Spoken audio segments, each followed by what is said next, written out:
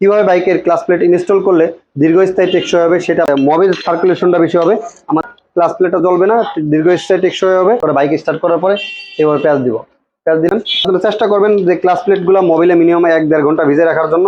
যেহেতু আসসালামু আলাইকুম রহমতুল্লাহ, বাইকার্স কেমন আছেন? মিন্টু অটো সার্ভিস সেন্টারের পক্ষ থেকে আন্তরিক শুভেচ্ছা ও অভিনন্দন। আশা করি সকলেই ভালো আছেন।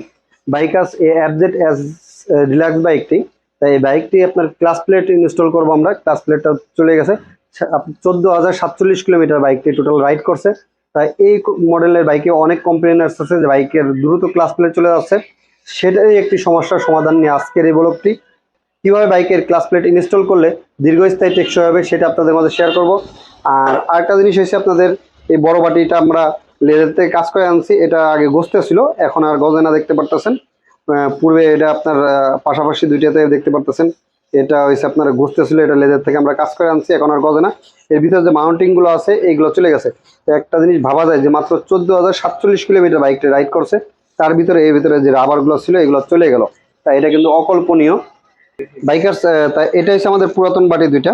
তাই পুরাতন বাটি দুইটা পুরো খাইয়ে গেছে, দেখতে পারতেছেন এই জায়গায় কি পরিমাণে খেয়ে দাগ হয়ে গেছে। ক্যামেরায় কতটুকু বোঝা যাচ্ছে জানি না। এর পুরো খাইয়ে কিন্তু এটা ডিপ হয়ে গেছে। দুটাই কিন্তু একই অবস্থা, পুরো খাইয়ে ডিপ হয়ে গেছে।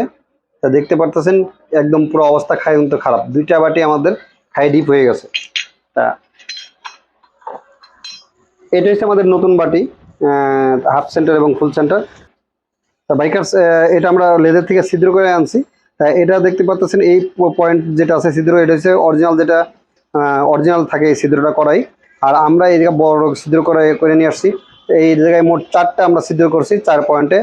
মোট এই ছিদ্রগুলো করলে আপনার আমাদের মোবিল সার্কুলেশনটা বেশি হবে। আমাদের যে বাইকের যে ক্লাস প্লেট আছে, এই ক্লাস প্লেটের ভিতরে মোবিলটা ঠিক মতো পাবে আর কি।